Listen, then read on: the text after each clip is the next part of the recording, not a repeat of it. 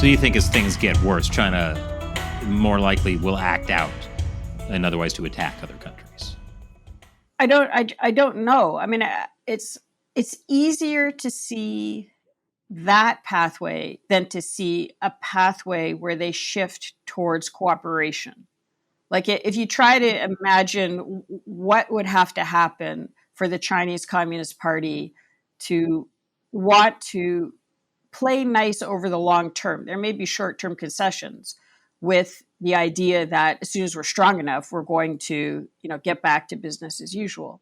But I don't, given the way it was set up, and this is what we're talking about in terms of the internal giving itself the levers for increased authoritarianism internally, and the amount of money and effort that has gone into building up this military capability. I mean, the ships coming off the line are out of control. This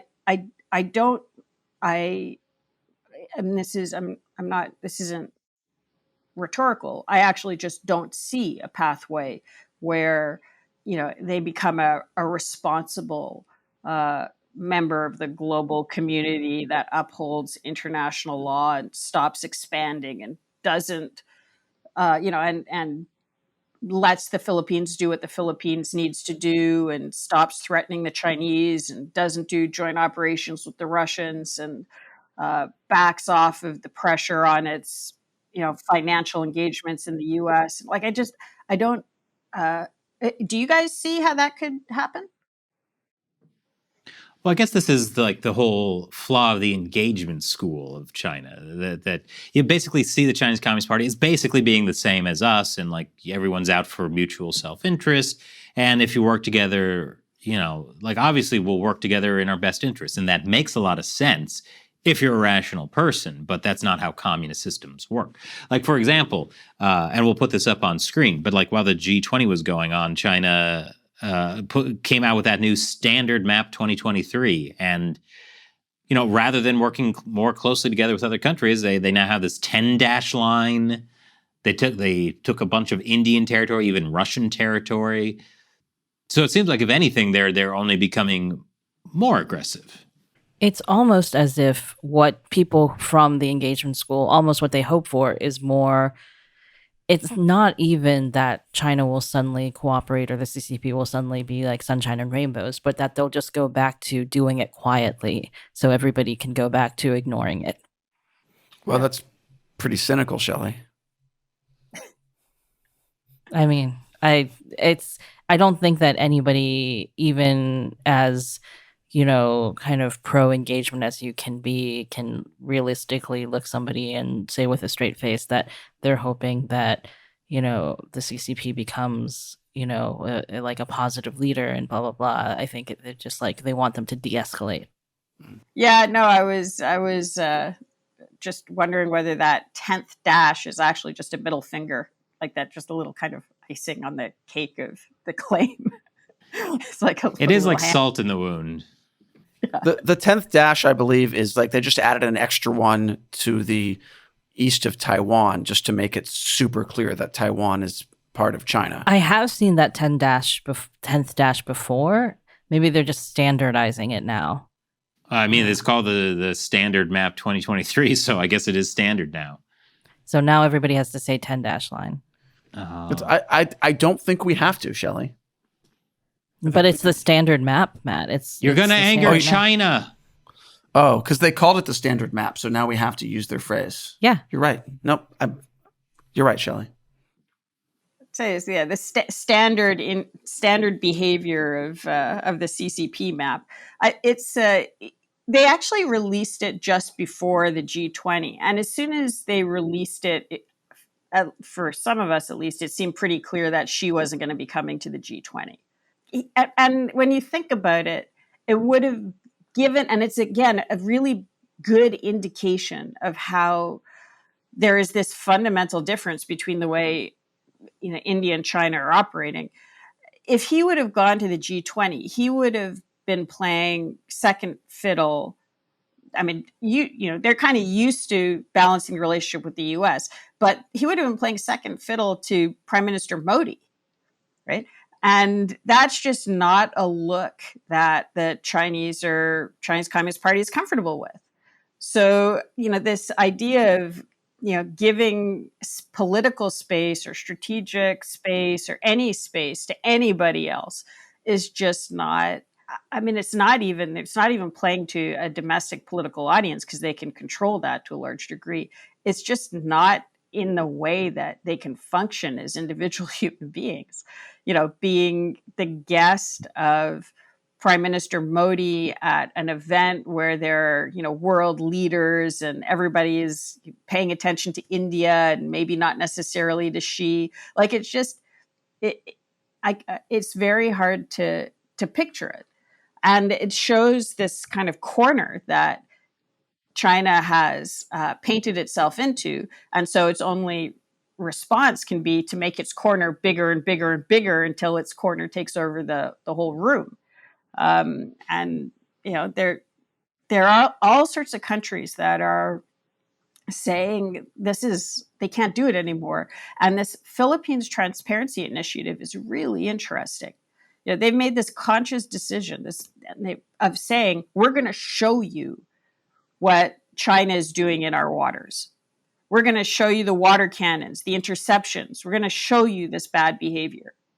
And I think if others, including the US, started to show more of that as well, it would be very helpful. This is, again, something Captain Fennell has advocated for years.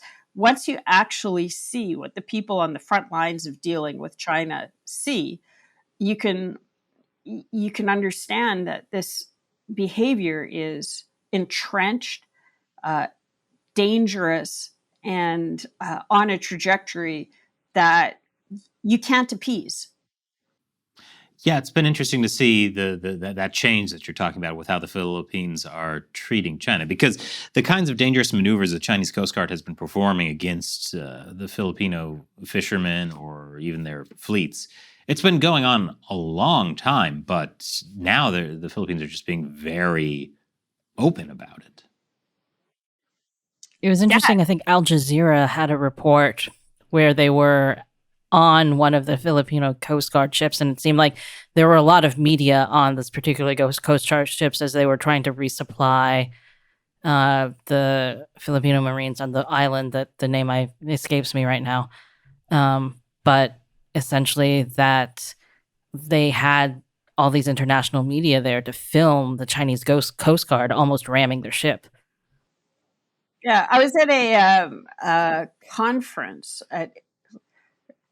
recently in Indonesia, and there were representatives from 30 different militaries around the Indo-Pacific, and the Philippine military people were being treated like rock stars by everybody else. Like, there are a lot of other militaries in other countries going, man, we really wish we could do what you were doing. This is great. And it's there are certain things that, as countries say, look, we can't wait around for somebody else to come and save us. We're going to need to do it ourselves. There are a lot of holes in the American umbrella at the moment, or whatever, architecture they had been relying on. You're starting to see this knitting together, and again, we saw it at the G20, of these other relationships and role models for each other that have the potential to change the game on the ground. And what we saw at the G20 was the U.S.-India relationship has been complicated, but in this context, the U.S. was very supportive of a lot of the initiatives that India was promoting, in part knowing that India can do things that the U.S. can't. India can build relationships that the U.S. can't. Now, India also has relationships that the U.S. would like it not to have, including the kind of long-term relationship with Russia, which is, very complicated. But instead of just at the G20, instead of just saying, stop your relationship with Russia, there is starting to be a kind of move towards, well, maybe we'll work with you on things like, building a jet engine domestically, more defense cooperation, and give you an alternative to that Russian collaboration, because that Russian-India defense collaboration was also producing things like the BrahMos missile, which could be sold into other countries in the Indo-Pacific. And so I think, DOD at least has certainly understood that, if India is going to be building more domestically in terms of defense, it would be better if it was collaborating with American companies and then selling into third countries rather than collaborating with Russia, and also build up an alternative supply chain for replacement parts for some of the Russian gear, and basically just look at a long-term weaning off of some of that. So this kind of understanding that sometimes your allies can take the lead. Philippines is definitely in the lead on dealing with, how to do the political warfare around the South China Sea. India is in the lead in terms of being able to engage economically with a lot of economies that are more similar to the Indian economy than they are to the U.S. economy. So this G20. It may be a flash in the pan, or it may be a coming out party for a shift, from any residual non-alignment to a realignment, a realignment around this more complex view of the world as one family. That's represented as far back as, if you go back to those Indian strategic texts, the Arthashastra, which is like this thick, versus Sun Tzu, which is this thick.